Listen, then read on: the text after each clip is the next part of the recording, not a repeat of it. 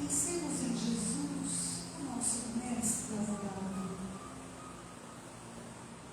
Senhor Jesus, neste momento tão feliz, nós buscamos o teu coração generoso, Senhor, para agradecer em primeiro lugar tantas bênçãos que recebemos e tantas vezes nem percebemos. Ah, Senhor, como somos felizes. Nós podemos desfrutar da tua companhia diariamente, Senhor, através dos teus mensageiros. Nós podemos, Senhor, entender a vida e a morte através do estudo das obras espíritas. Ah, Senhor, a nossa gratidão. Muito obrigado, Senhor, pelo entendimento e a compreensão que adquirimos a cada dia de estudos. Muito obrigado, Senhor, pelas oportunidades de trabalho no bem, pois é exatamente quando envolvemos e acolhemos os nossos irmãos em sofrimento que as nossas dores ficam mais leves. As adversidades têm um peso menor e a nossa consciência desperta, Senhor, para o bem que devemos fazer cada dia mais. Por isso, Senhor, neste momento, nós pedimos as bênçãos das vibrações, dos benfeitores espirituais, para que todos nós aqui presentes, e mesmo os que estão distantes pelos canais da internet, que possam, Senhor, ser beneficiados pela alegria de viver, pelo alívio de todas as dores físicas e morais, e pela motivação de seguir as lutas abençoadas de cada dia. Pedimos em especial pelo nosso querido Carlos Bacena, que ele seja envolvido, Senhor, e que nós tenhamos o acolhimento para com o seu coração e as suas palavras. Sê conosco, Jesus de Nazaré, hoje e sempre. E assim seja. Graças a Deus.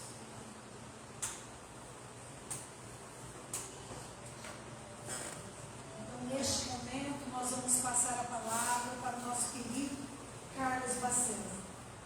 Que Jesus o bendiga.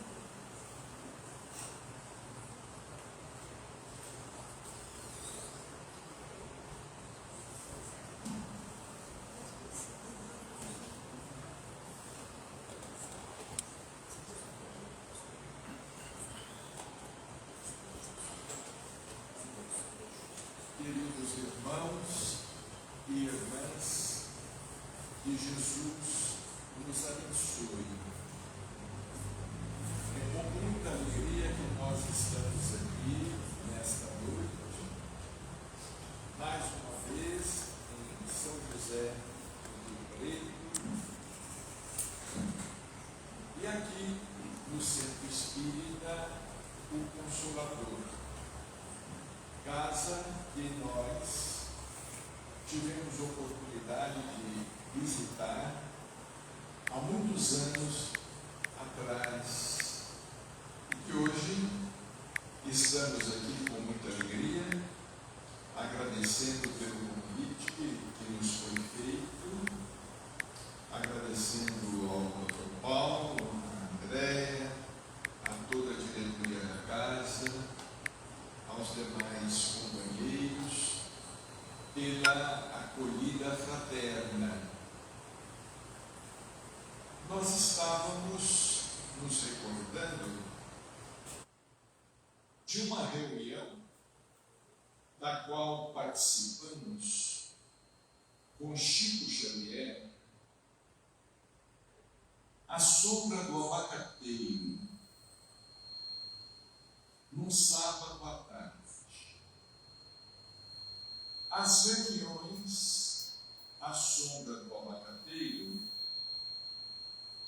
eram realizadas aos sábados, a partir das 14 horas, numa das periferias da cidade de Uberaba. Chico fazia questão de ir ao encontro daquelas famílias necessitadas, famílias que residiam na periferia e que lutavam com muitas dificuldades pelo pão de cada dia. Então, todo sábado,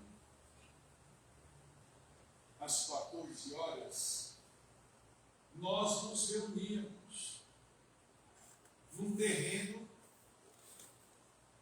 que não tinha muro, terreno aberto. Não havia piso de cimento. O piso era de terra. E havia um pequeno telhado para que nós pudéssemos ali estar juntos, nos protegendo muitas vezes do sol inclemente ou de alguma chuva. E nós nos recordamos de que, no sábado, Chico sempre recebia muitas caravanas, muitas visitas de toda a parte do Brasil, de todos os estados. E neste sábado, nós estávamos lá em um número significativo. E a reunião, ela se desenrolava da seguinte forma, da maneira mais informal possível. Era o evangelho a céu aberto.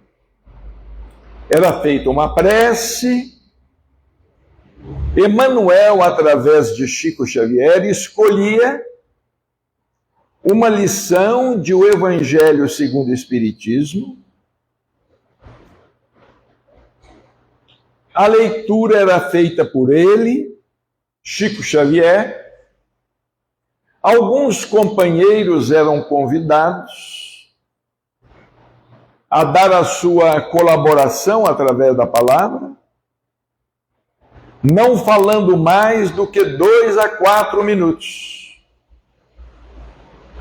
Habitualmente, uns 8 companheiros, 9, 10 visitantes de outras cidades, visitantes até de São José do Rio Preto, não é uma cidade assim tão distante, de Uberaba. E no final, às vezes, para nossa alegria, Chico também pedia permissão para falar. Quem dirigia a reunião era o Sr. Wicker, amigo de Chico desde muitos anos. Chico pedia ao Sr. Wicker alguns minutos, porque Emmanuel desejava expressar o seu ponto de vista. Então vejamos bem, ali naquele ambiente, Chico Xavier se fazia intérprete de Emmanuel. Umas 200 pessoas e os moradores do bairro. Muitas senhoras carentes, muitos senhores, uma fila muito grande. porque havia uma distribuição também, logo após a reunião. Havia uma distribuição de pães, de leite, às vezes de cestas básicas. Vejamos que interessante. Muitos pais cujos filhos tinham desencarnado, e eles já haviam escrito através de Chico Xavier cartas, esses pais iam comemorar, passavam a comemorar o aniversário de seus filhos já desencarnados lá no Abacateiro, lá na periferia. Encomendavam um bolo muito bonito, levavam balas, refrigerantes, e a meninada estava presente. 40 crianças, 50, 60 crianças, enfeitavam com balões coloridos. Vejamos bem, depois que haviam recebido mensagens dos filhos desencarnados, muitos deles desencarnados através de acidente, ou desencarnados por doenças diversas, passavam também a ir ao Abacateiro. E ali comemoravam o aniversário do filho, agora já no mundo espiritual. Às vezes também comemoravam. As esposas comemoravam também os aniversários de seus cônjuges desencarnados. Era uma festa espiritual. As crianças correndo, ganhando brinquedos, aquelas famílias necessitadas do bairro recebendo cestas básicas. Algumas famílias levavam frangos congelados e distribuíam, porque era difícil que aquele pessoal pudesse comer alguma carne.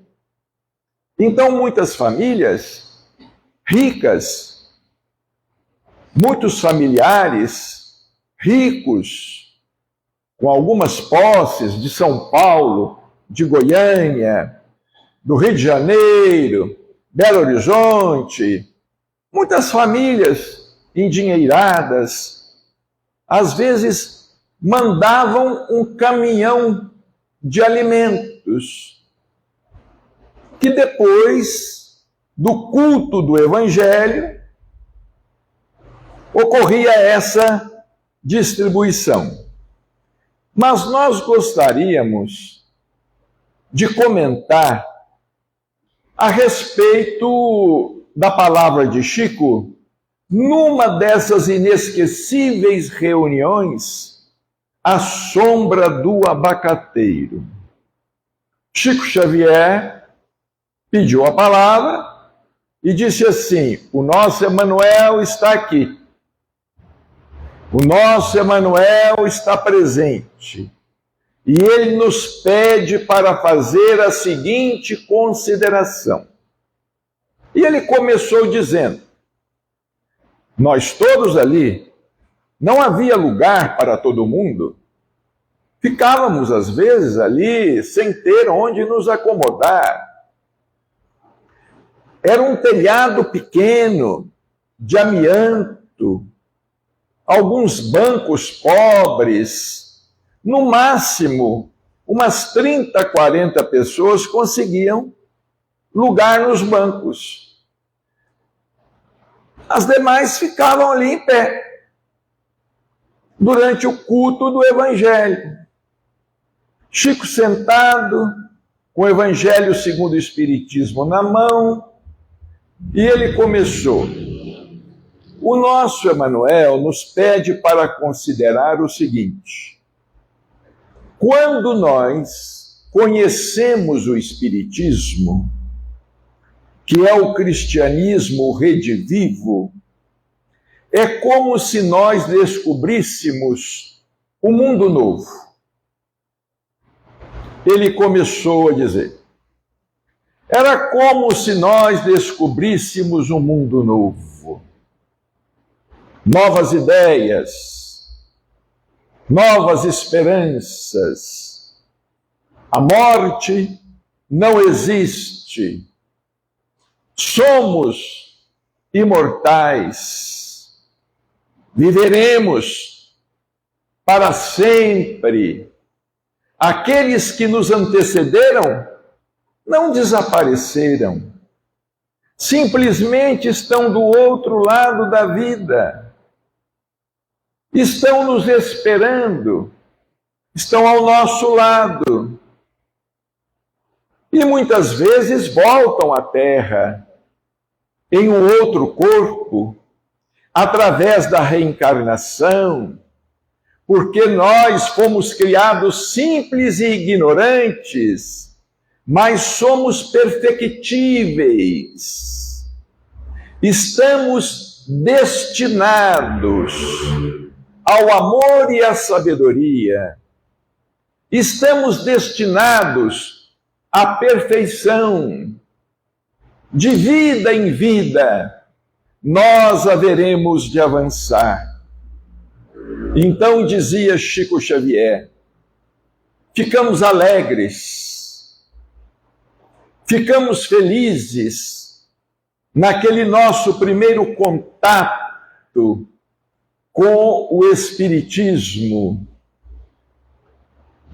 porque realmente é um mundo novo, é um mundo diferente, ideias diferentes, pensamentos diferentes, ficamos felizes, alegres.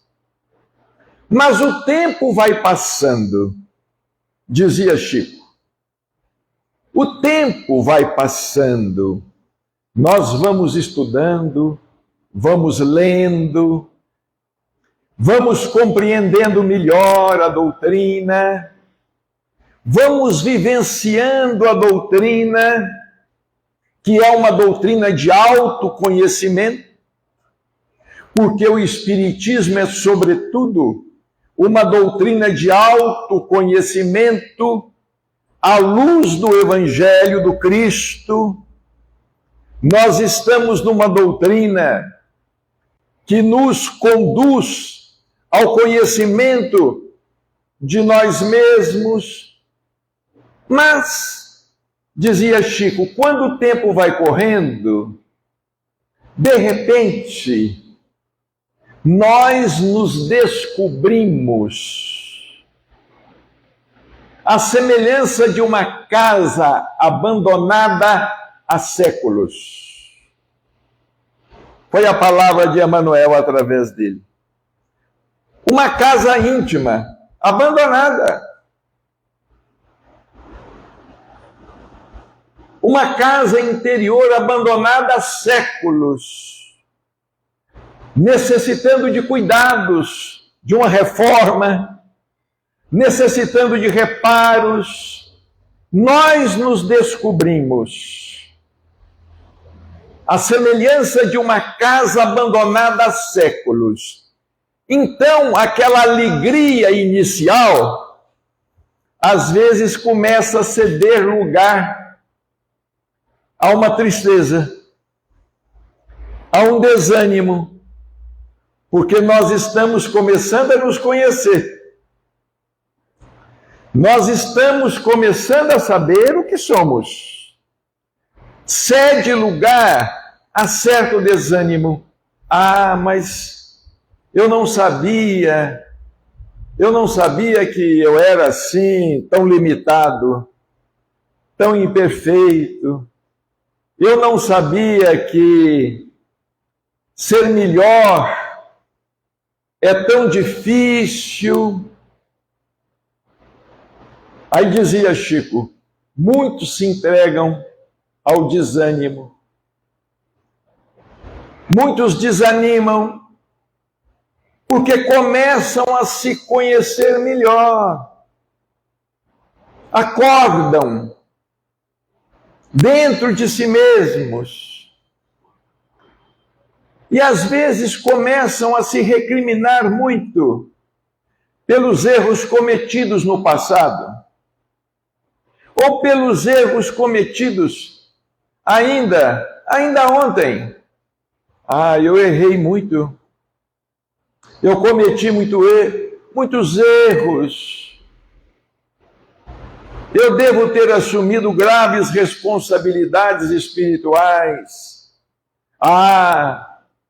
Se eu conhecesse o que conheço hoje, eu não teria errado tanto. E às vezes desanimamos. Vem aquele desânimo, aquela tristeza. Mas aí disse o Chico, neste momento é que nós não podemos nos entregar ao desânimo. Neste momento é que nós temos que acariciar essa luz. Essa luz que inicialmente nos clareava por fora, mas com o passar do tempo, passa a nos clarear por dentro. E quando essa luz passa a nos clarear por dentro, é que nós nos descobrimos a semelhança de uma casa em ruínas. Porque, em verdade, pouco cuidamos de nossa essência espiritual. Em verdade, pouco cuidamos de nós mesmos ao longo das vidas sucessivas. E é por isso, porque não cuidamos de nós mesmos ao longo das vidas sucessivas, é que a reencarnação para muitos espíritos não passa de um círculo vicioso de provas repisadas, como nos fala um benfeitor espiritual. A reencarnação é uma lei divina. A reencarnação não é criação do Espiritismo. A reencarnação não é uma criação de Allan Kardec. Trata-se de uma revelação feita pelos espíritos a Kardec. Kardec nem era reencarnacionista quando ele começou a estudar os fenômenos. Posteriormente, ele abraçou a reencarnação, porque ele entendeu que a lei da reencarnação, somente a lei da reencarnação, seria capaz de explicar as desigualdades, as diferenças, os karmas, as dores, o sofrimento. Porque sem a reencarnação, fica difícil para nós até admitirmos a existência de um Deus soberanamente justo e bom. Sem a ideia da reencarnação, sem a existência da reencarnação, nós estamos vivendo ao sabor das circunstâncias. Nós estamos vivendo à mercê do acaso.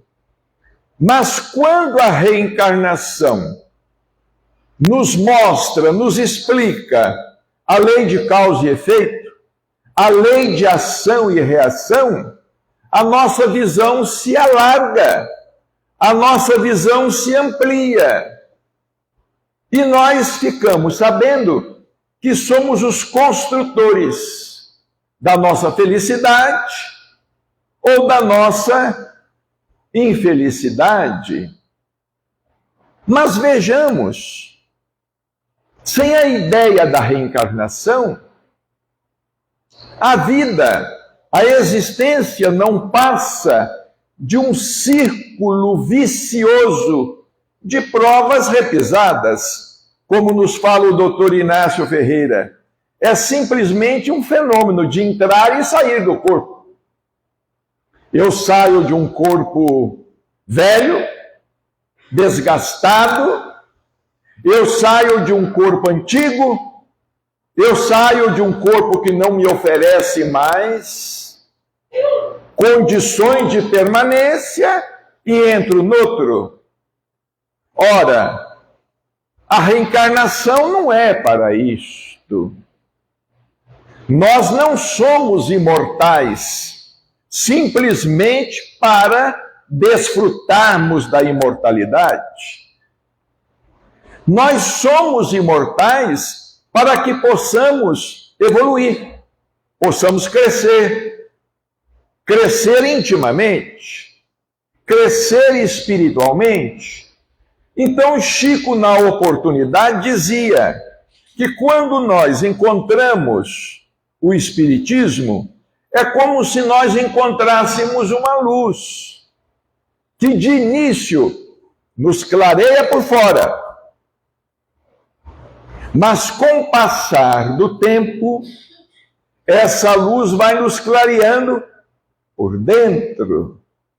E quando essa luz nos clareia por dentro, nós nos vemos como nunca tivemos oportunidade de nos ver.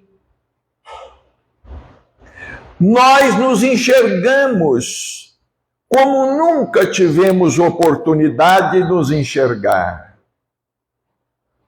Dizia o Chico, às vezes aí vem o desânimo. Ah, então é assim, eu tenho que lutar, eu tenho que combater em mim as inclinações infelizes, mas eu já errei tanto, eu já devo ter errado tanto em vidas passadas. Já vivemos muitas vidas e certamente já erramos muito. E pode ser até que estamos errando agora, ou estejamos. Continuamos a errar nesta existência. Mas há uma diferença, como dizia o Dr. Bezerra de Menezes. Certa vez o Dr. Bezerra de Menezes, e hoje é dia do nosso caro Dr. Bezerra de Menezes, 29 de agosto, é dia do médico dos pobres, do Kardec brasileiro, do nosso abençoado Dr. Bezerra de Menezes, que tanto tem feito por tantos e por todos nós. Quando o Dr. Bezerra de Menezes se tornou espírita, ele começou a ser arguído, porque ele era médico, ele havia sido político, ele foi vereador, ele foi deputado, ele havia sido militar, ele havia sido tenente, ele possuía uma patente, era médico. Ele começou a ser arguído. Quais os benefícios que ele estava vendo na doutrina espírita? Porque antes ele era muito católico, ele era muito devoto, sempre foi muito devoto de Nossa Senhora, de Maria de Nazaré, ele era muito católico. Então alguém se levantou numa reunião, um materialista, e interpelou o Dr. Bezerra. Ele disse assim, olha, existe uma diferença muito grande entre agora que sou espírita e do tempo que eu não era espírita. Ele disse assim, quando eu não era espírita, eu corria atrás dos erros. Quando me tornei espírita, eu passei a correr dos erros. Antes de ser espírita, eu corri atrás dos erros. Agora que me tornei espírita, Eu corro deles. Eu corro dos erros. O Espiritismo faz justamente isto. Ou seja, nos conscientiza, nos esclarece. E, de repente, nós passamos a viver com uma consciência espiritual com a qual nós nunca vivemos. Uma conscientização espiritual, com uma lucidez espiritual que nunca tivemos. É por isto que, às vezes, o Espiritismo não consegue alcançar, ainda não consegue chegar às massas. Embora, em sua feição de consolador, o Espiritismo está sempre próximo dos necessitados. Porque o Espiritismo é o consolador prometido. Acontece, porém, como nos diz o doutor Inácio Ferreira, que nós temos medo desse confronto com nós mesmos. E é o que o Espiritismo faz. O Espiritismo nos coloca em confronto, é o homem novo versus o homem velho. E o homem velho, ele não se interessa pelo homem novo. E o homem novo, ele encontra resistência no homem velho.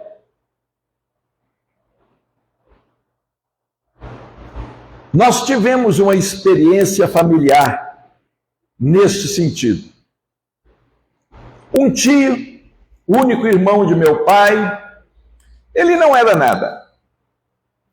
Dizia ser católico, mas não frequentava a igreja. O que ele gostava mesmo era de matar o bicho, como se falava. Procurar a venda no final do dia e tomar cachaça. Cachaça, cerveja, adoravam a pescaria e namorava todas e mais algumas. E ele era casado, tinha filhos. Mas um dia nós fazíamos sopa no centro. Nós precisávamos de uma caminhonete para pegar a sopa no centro e levar num bairro distante para distribuir a sopa. Aí eu fui falar com ele. Tio, nós estamos precisando de uma caminhonete. O senhor tem caminhonete? O senhor pode fazer esse favor? Ele se prontificou de imediato. Com uma disciplina que eu nunca vi. Todo sábado, 10h30 da manhã, estava ele lá com a caminhonete. Para levarmos a sopa para as pessoas da periferia. De repente, eu comecei a ver o meu tio nas reuniões. Eu comecei a ver o meu tio. Nós estávamos fazendo palestra e, de repente, eu comecei a ver meu tio nas reuniões. Onde eu ia fazer palestra, ele ia ouvir. Eu falei, olha, estou surpreso. Estou muito surpreso com o meu tio aqui. Passou um tempo, ele sumiu. Ele desapareceu. Ele continuou levando a sopa, mas deixou de ir às reuniões. Aí eu fui falar, tio, o senhor não tem ido mais às reuniões. Ele me disse assim, aquilo que vocês ensinam lá é muito certo e muito bonito, mas eu não dou conta. Ele foi claro. Ele disse assim, Ou seja, o que ele começou a ouvir, começou a mexer com a consciência dele. Mas não interessava, ele queria um homem velho. Aí ele me disse assim, o que vocês dizem é tudo muito bonito, Carlinho. Ele me chamava de Carlinho, né? Carlos, Carlinho. É tudo muito bonito, Carlinho, mas eu não dou conta. Então eu vou só continuar levando a sopa. E ele se afastou.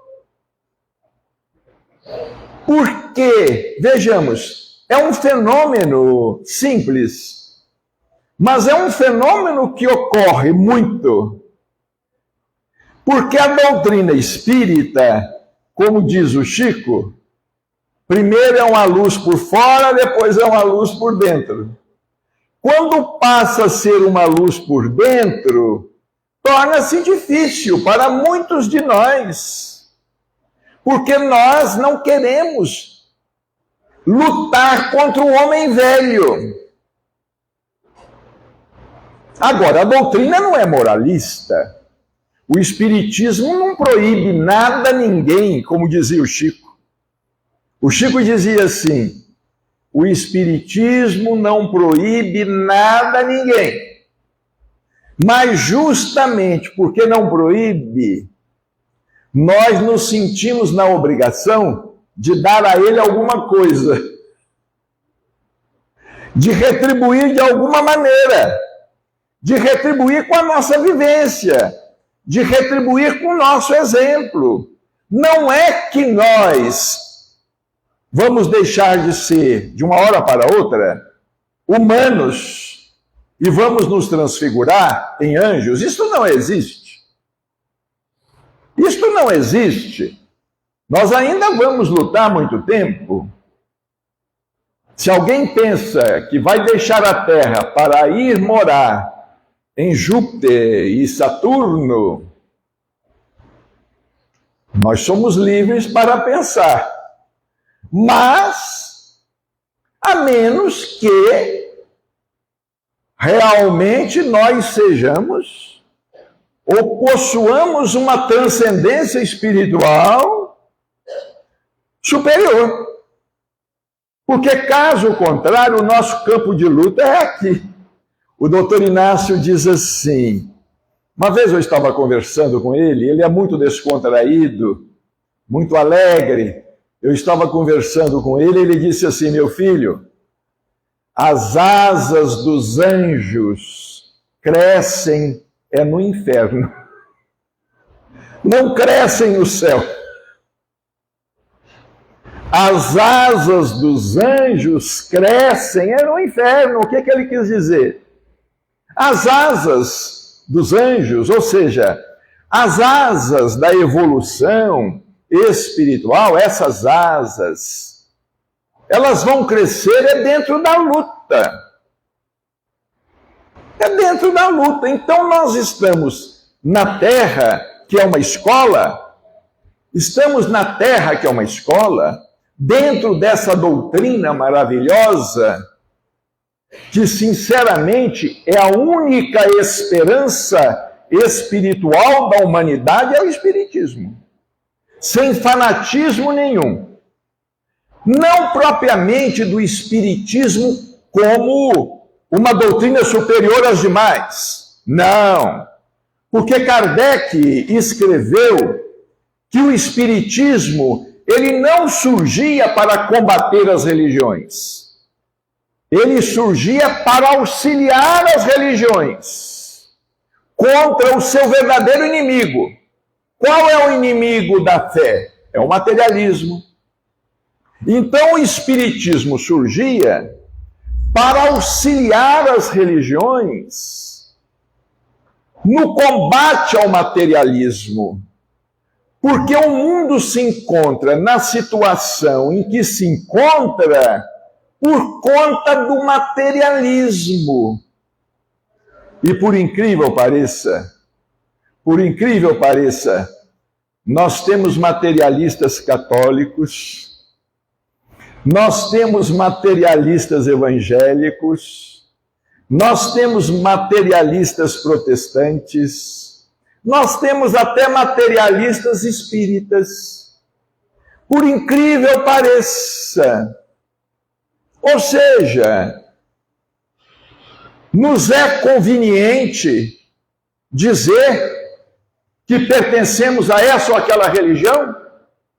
Nos é conveniente dizer? Dizemos, eu creio em Deus. E no fundo a gente pensa assim, não é?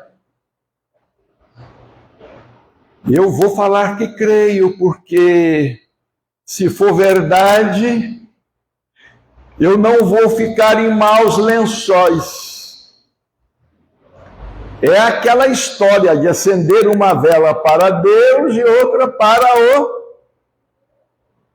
chifrudo. É aquela tal história, não. Eu vou fazer minhas preces. Eu vou investir espiritualmente.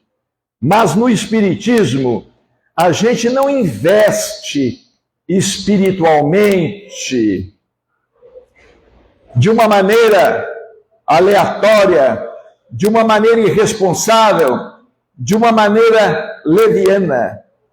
O espiritismo nos conscientiza. E nos conscientiza de uma maneira que nós compreendemos que precisamos ser melhores. Precisamos melhorar como pessoa. É interessante isso. É interessante isto porque é engraçado, né? Nós fazemos uma ideia do espírito. O que é o espírito? Será que eu sou espírito? Muita gente faz essa pergunta, não é? O que é o espírito? Como é o espírito? Porque nós agimos como se o espírito fosse uma coisa e o corpo fosse outra. Nós agimos assim. Tem gente que diz assim, eu tenho um espírito. Eu tenho um espírito. Quando certo seria dizer, eu sou espírito. Eu gosto muito de contar um fato que aconteceu conosco quando nós estávamos fazendo faculdade de odontologia em Uberaba. Na hora do recreio, tinha uma jovem que sentava à minha frente, ela estava numa carteira adiante, e ela mostrou algum interesse. Ela demonstrou algum interesse, porque eu tinha um hábito interessante. Eu chegava bem cedo na faculdade e eu percorria todas as salas vazias, escrevia uma frase no quadro e deixava aquela frase no quadro, sem que ninguém visse. Eu ia nas salas que ainda estavam vazias, porque eu chegava bem cedo, e escrevia uma frase. Aí um dia ela me disse assim, Bacelli, você é espírita, não é? Eu falei, sou espírita. Ela disse assim, me explica a reencarnação. Eu pensei, vai ser hoje, né? Hoje vai ser o dia que eu vou conseguir fazer alguém tornar-se espírita. O recreio demorava uns 25 minutos. E durante 25 minutos eu falei com ela. Olha, a reencarnação é a volta do espírito à Terra em um novo corpo, especialmente formado para ele. Nós não morremos. A morte não existe. Já vivemos muitas vidas e vamos viver muitas outras mais. E falei, e expliquei, e ela ouvindo, ela era muito simpática, muito bonita, e eu ainda mais entusiasmado fiquei. E falei sobre reencarnação para ela. Quando o recreio estava quase acabando, ela me fez uma pergunta que me desmontou. Ela me perguntou assim: quer dizer, então, que o espírito que está encarnado em mim... Eu falei, não é o espírito que está encarnado em você. Você é o espírito.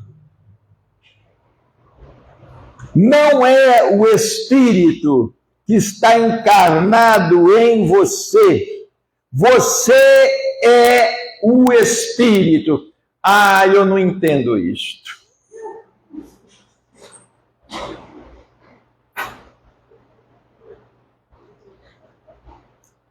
Eu não entendo isto. Vejamos, e nunca mais conversamos sobre o assunto. Porque ali eu me vali de todos os meus argumentos, de neófito, porque eu estava também, eu era jovem, estava também começando. Eu me vali de todos os argumentos. Aí, quando ela me fez essa pergunta, eu falei, não é possível. Como é que eu vou fazer ela entender? Como é que eu vou fazer ela entender que é o espírito que possui um corpo? E não é o corpo que tem um espírito. O espírito possui um corpo. Nós temos esse envoltório exterior. É como nos fala o doutor Inácio Ferreira. O doutor Inácio Ferreira diz assim: a desencarnação é um fenômeno de periferia. A desencarnação é um fenômeno periférico, porque atinge só a periferia, ou seja, nos despoja do corpo. A desencarnação não nos atinge a essência, não atinge o eu, não desagrega o eu. E Chico, naquela tarde memorável, ele repetiu várias vezes: nós não podemos nos entregar ao desânimo. Quando essa luz começa a nos clarear por dentro, e nós então tomamos consciência de nossas imperfeições, tomamos consciência de que não somos tão bons quanto imaginamos. Ora, quando Jesus é chamado de bom, ele não aceita. Ele diz assim: por que vocês estão me chamando de bom? Bom só Deus. Sim, que é a perfeição infinita. Deus é a perfeição infinita, é a bondade infinita. Jesus podia, claro, se aproximar dessa infinitude ao máximo. Se Jesus não aceitava ser chamado de bom, o que sobra para nós? O que sobra para nós? Sobra muito chão para carpir. Sobra muito chão para trabalhar, para caminhar. Para todos nós. Para todos nós. Quando o Livro dos Espíritos nos ensina que o maior criminoso um dia vai ser um anjo,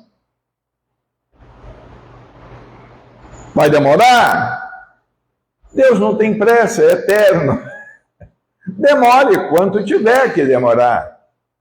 Mas um dia, todos haverão, ou todos haveremos, de despertar, acordar O Espiritismo é um divisor de águas em nossa vida. Assim como o cristianismo foi um divisor de águas na vida de Paulo, na vida do doutor da lei, Saulo de Tarso, foi um divisor de águas. Assim como foi um divisor de águas na vida de Francisco de Assis, assim como foi um divisor de águas na vida de Teresa d'Ávila, assim como foi um divisor de águas na vida da Madre Teresa de Calcutá.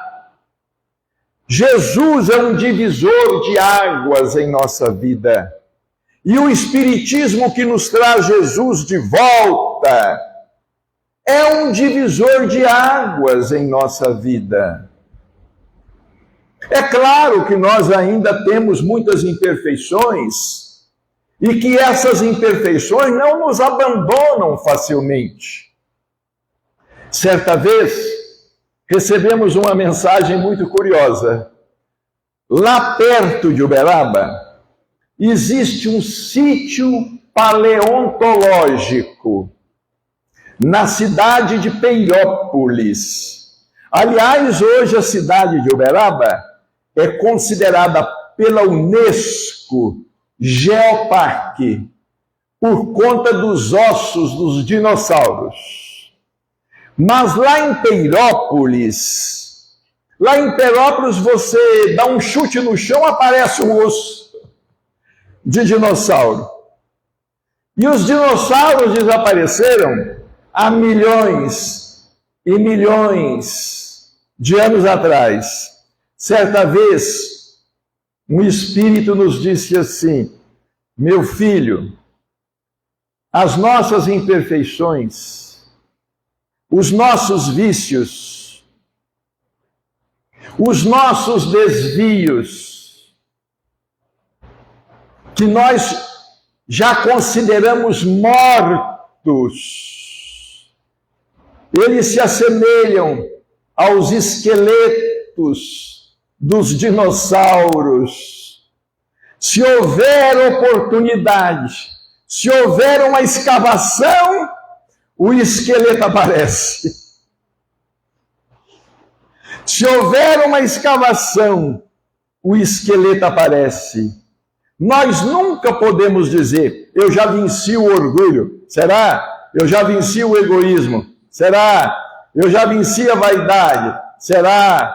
Eu já venci isso, já venci aquilo. Não, é por isso que Jesus fala que nós precisamos de vigiar e orar.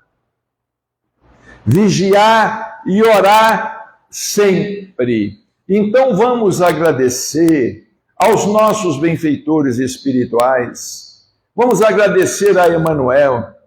Vamos agradecer ao Dr. Bezerra de Menezes.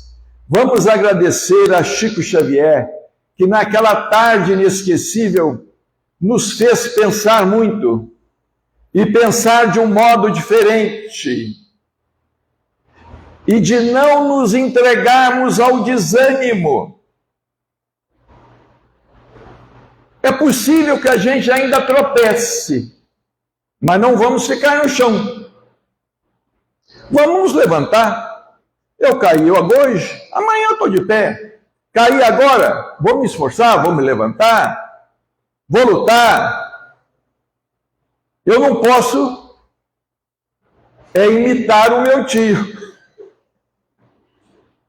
Eu não posso imitar o meu tio. Carlinho, o que vocês pregam lá, o que vocês dizem lá, é muito certo, é muito bom, mas eu não dou conta. Aí nós vamos nos entregar. Nós vamos nos entregar às trevas, vamos nos entregar ao desânimo, e mesmo assim, animados ou desanimados, vamos desencarnar. E mais, animados ou desanimados, vamos reencarnar. Só que a coisa vai continuar assim até quando? Até quando a coisa vai continuar assim?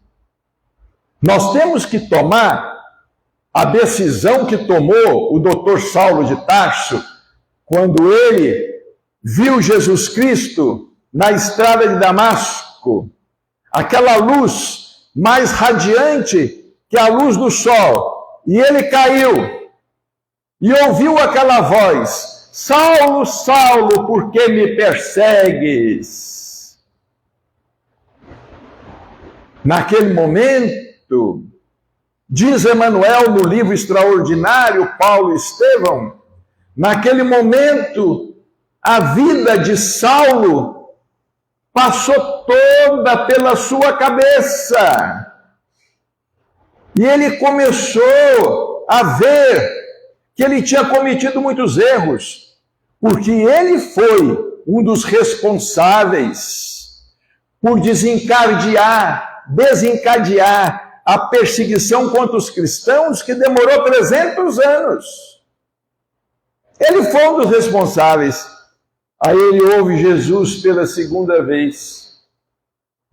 Jesus fala com ele assim: não recalcitres contra os aguilhões.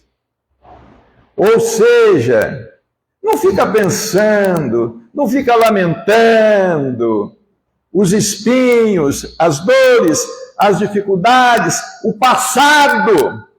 Tem gente que adora viver o passado. Não fica lamentando o passado. E naquele momento, o doutor Saulo de Tarso, ele faz uma pergunta decisiva. Quando ele ouve: Saulo, Saulo, não recalcitres contra os aguilhões. Aí ele pergunta: Senhor, que queres que eu faça? Senhor, acabou. Ali acabou. Ali estava morrendo Saulo. Estava nascendo Paulo. Senhor, que queres que eu faça? Entra na cidade. Vai na rua direita. Procura por Ananias. Era quem ele estava perseguindo para prender ou matar. Procura por Ananias. E ele fica cego. E ele vai atrás de Ananias. E Ananias lhe impõe as mãos. E ele recobra a visão. Uma outra visão. Ali era o doutor Saulo, que estava no passado. Era Paulo, que estava começando a surgir, a nascer. Que Jesus nos abençoe. Que Jesus nos fortaleça. Mas todos nós temos a nossa estrada de Damasco também. No Espiritismo, o Espiritismo é a nossa estrada de Damasco. No Espiritismo é Jesus nos falando: por que você me persegue? A gente começa a pensar: não recalcitre contra os aguilhões. Só nos falta perguntar, como Paulo perguntou: Senhor, que queres que eu faça? Só nos falta fazer essa pergunta: Senhor, que queres que eu faça? Vamos pensar nisto. Que Jesus nos abençoe, nos fortaleça e nos ampare sempre. Muita paz.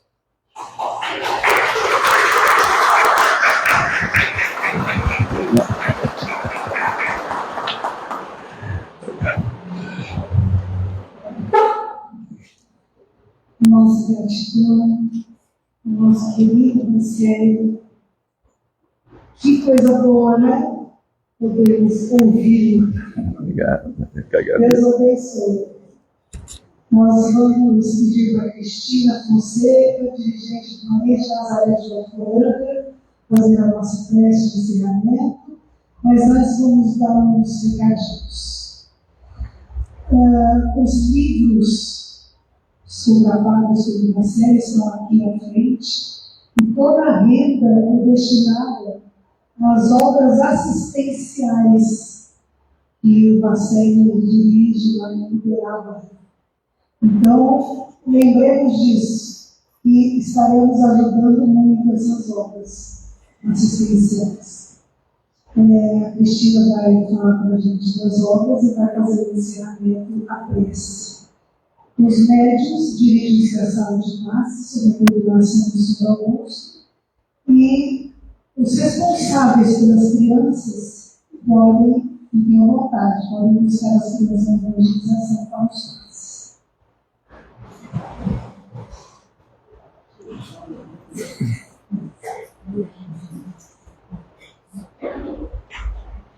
Boa noite, meus amigos.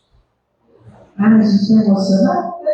Deixa eu segurar, né? Olha, coisa boa, né? Lava a alma da gente. Pessoal, eu tive a oportunidade, muitos dias atrás, de estar pessoalmente em Uberaba, vendo as obras coordenadas aqui pelo nosso irmão.